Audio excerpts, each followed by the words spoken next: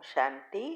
आपका प्रश्न है, मैं बाबा को बिंदु रूप में याद करता हूँ तो साकार जैसा फीलिंग नहीं आता। लौकिक में भी मुझे किसी से भी फीलिंग एक्सप्रेस नहीं हुई। क्या अभी मैं फीलिंग कैसे जागरूक करूँ? क्या मुझे डिप्रेशन हुआ है जिसके कारण वजह से अच्छे या शुभ फीलिंग उत्पन्न नहीं हो रही है? उत्तर है, देखो, फीलिंग्स का अर्थ क्या है? फीलिंग कब उत्पन्न होती है? उसको जब हम अनुभव करेंगे, अर्थात उसको किरणें पड़ते हुए देखेंगे, तब ये फीलिंग ऑटोमेटिक आएगी। साथ साथ हमारी जितनी पॉजिटिविटी होगी उतनी दो विचारों के बीच गैप बढ़ेगी। तब हम उस स्टेज में रह सकेंगे और अनुभव कर सकेंगे। उसके लिए एक मैंने स्पेशल वीडियो बनाई है GIF पिक्चर की और समझाया है कि आत्मा का चिंतन करे तो क्या करना है, परम धाम को मैं देखे तो क्या करना है, कैसे सोचना है, कैसे देखना है, और बहुत सारी GIF पिक्चर रखी है अलग अलग स्टेजेस की। आजकल तो सभी चीज़ों में GIF आता है, गीतों में, पीस ऑफ माइंड पर, सभी जगह पर आते हैं। तो इस चीज़ों को देखते रहना है और फिर अपने आप को उसमें फील करना है। तो इसके लिए मैंने YouTube पर कई सारे योग की विधि के टॉपिक रखा है। अगर आप पहले ये चैनल पर जाएंगे, शिव शक्ति मेडिटेशन BK कुसुम, फिर सब्सक्राइब करेंगे तो प्लेलिस्ट में जाएंगे, वहाँ आपको सब कुछ ग्रुप वाइज मिलेगा। अगर आपको योग सीखना है तो योग और योग के प्रयोग की विधि में जाना है और उसमें चेक करना है कौन से कहाँ से स्टार्ट करना है। इसमें जो योग की 4 अवस्था बताई है उसमें भी पहली अवस्था कैसे करनी है और पहले से फिर दूसरी तीसरी कैसे करनी है वो भी बताया है। क्योंकि फरिश्ता स्वरूप देखने के लिए अपने आप को देखना पड़ेगा। हम चलते हैं, बैठे हैं, ये सारी विधि मैंने बताई है, तो आप वो फॉलो करो। अगर आपको आगे बढ़ना है तो करना है। सिर्फ सोचने से मना, ये प्रश्न पूछने से नहीं होता। सुनकर उसमें से पॉइंट लिखो, उसको समझने का प्रयत्न करो, तो बुद्धि घिसेगी और उसको धारण करेंगे और प्रैक्टिकल उसका अनुभव कर सकेंगे।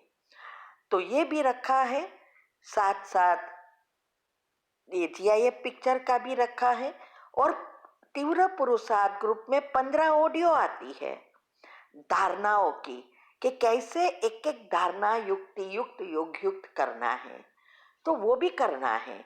सभी चीज एक दूसरे से जुड़ी है, एक ही चीज से नहीं होता है। इसीलिए आपकी जो फीलिंग नहीं आ रही उसका कारण डिप्रेशन नहीं कह सकते। डिप्रेशन वाली व्यक्ति तो अलग होती है।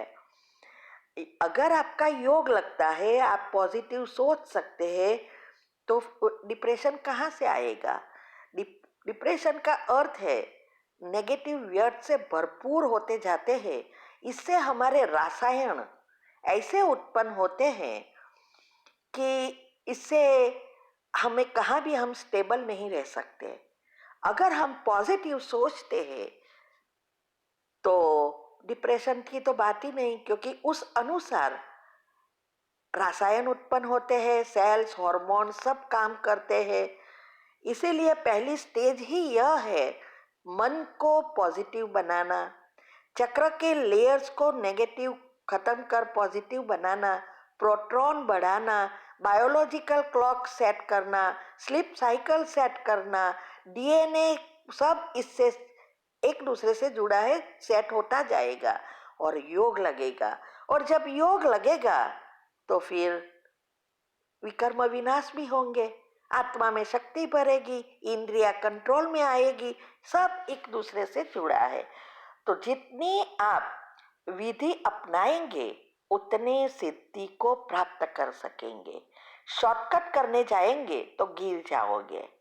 जैसे पहले स्टेप से हमें 100 चढ़ना है और हम जंप मारना चाहेंगे तो गिर जाएंगे, और अगर गिरेंगे तो हड्डी पसली टूट जाएगी या मृत्यु भी हो सकती है।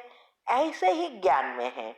जब हम शॉर्ट में योग करने जाते हैं, बीज रूप में पहुंचने जाते हैं, लेकिन फाउंडेशन कच्चा है तो हम गिर जाते हैं। अर्थात ज्ञान में समझ न आने से, योग न लगने से, ज्ञान कभी कभी सुनने वाले हो जाते हैं, मुरली सुनने में आलस्य अलबेलापन बढ़ जाता है। तो जैसे ये गिरना, हंसली पसली तोड़ दिया, और धीरे धीरे अगर हम छोड़ देते हैं अर्थात ज्ञान मार्ग से हमारी मृत्यु हो गई। तो ये बातों को अच्छी रीति समझो। और अगर आपको रियल में आगे बढ़ना है तो सभी ग्रुप में ऐड होकर रोज का रोज करो, और यूट्यूब पर रखे हुए राजों को साइंटिफिक रीति से, कुंडलिनी चक्र की रीति से सब समझने का प्रयत्न करो। सिर्फ सुनते नहीं रहो। अगर सुनते रहेंगे तो बहुत सारी चीजें, अभी हम भी अगर सुनते रहते हैं तो सब थोड़ा याद रहता है, लेकिन जब हम उसको सुनकर पॉइंट लिखते हैं, समझने का प्रयत्न करते हैं, बुद्धि को घिसते हैं, तब वो बुद्धि में धारण हो जाता है और प्रैक्टिकल होता है। दुनिया में आज सब सुन रहे हैं, पढ़ रहे हैं, हमारे बीके भी ऐसे ही कर रहे हैं, लेकिन उसको समझना, समझकर बुद्धि में धारण करना और प्रैक्टिकल स्वरूप बनना या प्रैक्टिकल जीवन में लाना, इसमें नंबर पड़ जाते हैं। ठीक है। ओम शांति। आपका प्रश्न है, योग करते हुए अपने को बिंदी फील कैसे करें? आईज क्लोज करके योग कर रहे हैं तो मन की आंखों से अपने सामने बिंदी देखनी है, जहां अपने भ्रुकुटी में बिंदी को देखना है। सामने तो एक बिंदी दिखाई पड़ती है, पर अपनी भ्रुकुटी में बिंदी कैसे फील करें? उत्तर है, ऐसा कुछ नहीं है। पहले तो न तो आंखें बंद करनी है, योग आंखें खुली रख के करनी है, और दूसरा ऐसी कोई बिंदी दिखाई नहीं देगी, ना फील करते होंगे। हमें खुद को फीलिंग को क्रिएट करना है। जैसे अंदर से किरणें निकल रही है, ये सब का कारण एक ही है, बुद्धि को मन के साथ जोड़ना, बिजी रखना। तब हमारा कंसंट्रेशन पावर बढ़ता है, और जब हमारा इंटरेस्ट बढ़ता है तो मन बुद्धि नेचुरल स्वतः एक हो जाती है, और हमारे विचार में कोई दूसरे विचार न आए, दो विचारों के बीच गैप बढ़े, तो हमारा योग परफेक्ट है। तब हम बीज रूप स्थिति में पहुंच सकते हैं। तो ये सब विधि अगर अपनाएंगे तभी ये फील होगा। इस बातों को पहले क्लियरली समझना है। अगले ही प्रश्न में हमने बताया है, आपके जैसा सिमिलर ही है, फीलिंग नहीं आती, तो यही है। और ये एक जो चित्र है बताया है, सारे GIF, उसको घड़ी घड़ी देखेंगे, करेंगे, नेचुरल वो आपको आंखें देखते हुए फील करेंगे। माना जैसे सूर्य की किरणें हैं, बराबर लाइट दिखाई देती पर किरणें नहीं दिखाई देते है ना। अभी हम उसके सूर्य के किरणें पर एकाग्र करें तो फिर हम उससे हट जाए और दूसरी जगह पर हमारे मन बुद्धि को लगाए, तो तुरंत और सोचना शुरू करें कि किरणें आ रही है, तो वो जो हमने विजुअलाइज किया है वो दिखाई देगा, है ना। वो अब अभी नेचुरल है।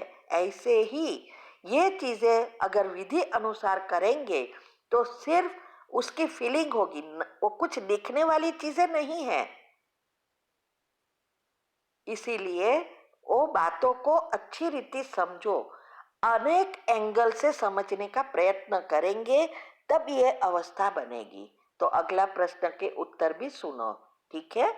ओम शांति। आपका प्रश्न है, एक वीडियो में कहा कि जो विचार हम करते हैं उस हम अनुसार हमारे सूक्ष्म शरीर से पाप या पुण्य खींचते हैं, लेकिन आपने कर्म की गति में भी कहा कि जब तक पुण्य खत्म नहीं हो जाता तब तक पाप की सजाएं नहीं मिलती, ये समझना है।